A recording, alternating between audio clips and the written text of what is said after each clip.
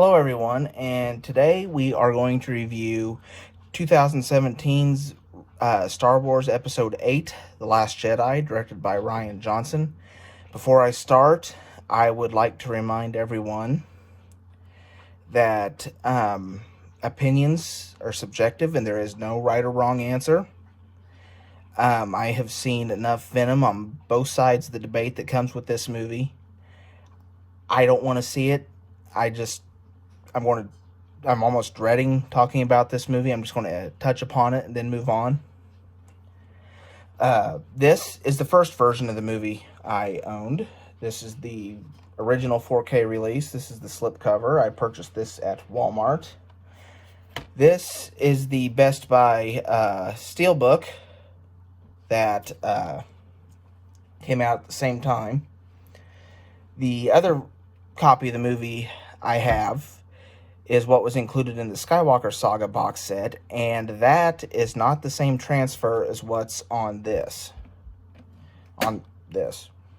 But, so, some of the differences between the two are subtle, and some of them are much more noticeable. Overall, I prefer the new transfer. I know technically, if you were to just look at the specs, the bit rate and the Dolby Vision and everything on the first release, it should be the one that's better. But somehow, it didn't work that way. Did the first version look terrible? No.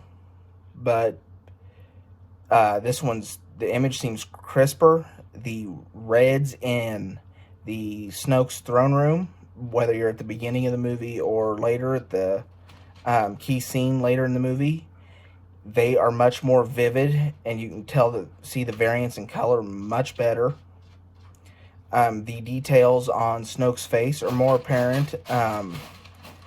The texture that's on Admiral Akbar's face for his short time in this movie, that stands out a lot more on this release than it did the previous one. Now, I did pop this one in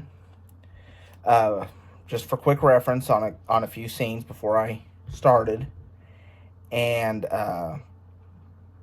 I say it's a step up in terms of video. The HDR on this new release, of course, this one had the Dolby Vision. The colors pop. There are some shots that are very, very good in this, including the Battle of Crate, with the, every time they touch the mineral planet, everything turns red, or there's a red plume when those those things that are skimming across the surface kick up the dirt or minerals or whatever you want to call it. The part where the Millennium Falcon is being chased by the TIE fighters during the Battle of Crate, that is, I think, one of the places I noticed the biggest difference. The colors are so much different than they were in the previous release, but I digress. But anyway, face detail is wonderful. There's a close-up shot at the beginning of General Hux, and you can see, I swear, you can see every pore on that man's face in that shot. I mean, detail is crisp and clear. Moving on to the audio, I honestly think this is the same audio track, give or take a few minor tweaks here and there that the previous release had. Yes, it's kind of muted compared to a lot of other Dolby Atmos tracks, but such is the way of life with Disney, it seems. So I want to give it the same score that I would give the other.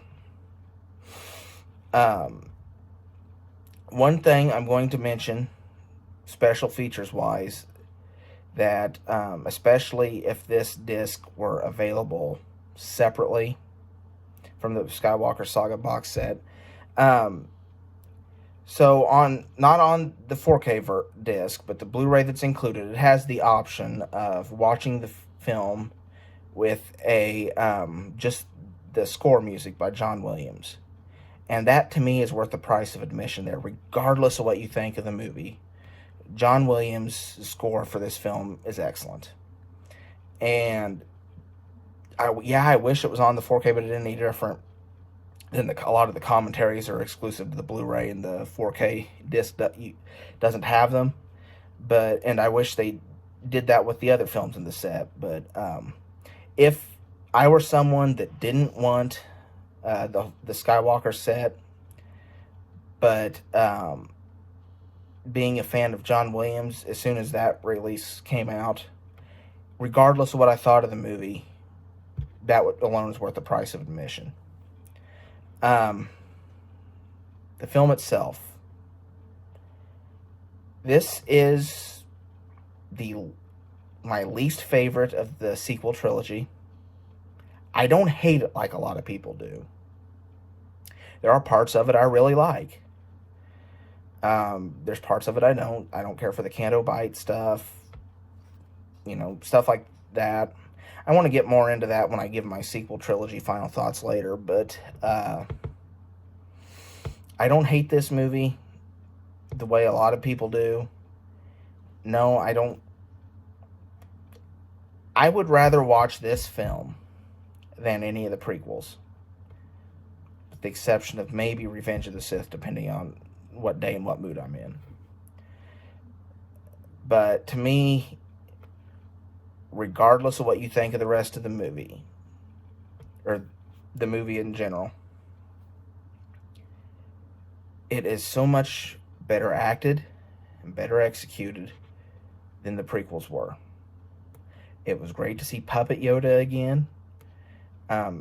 Would I have done some things differently with this film? Absolutely.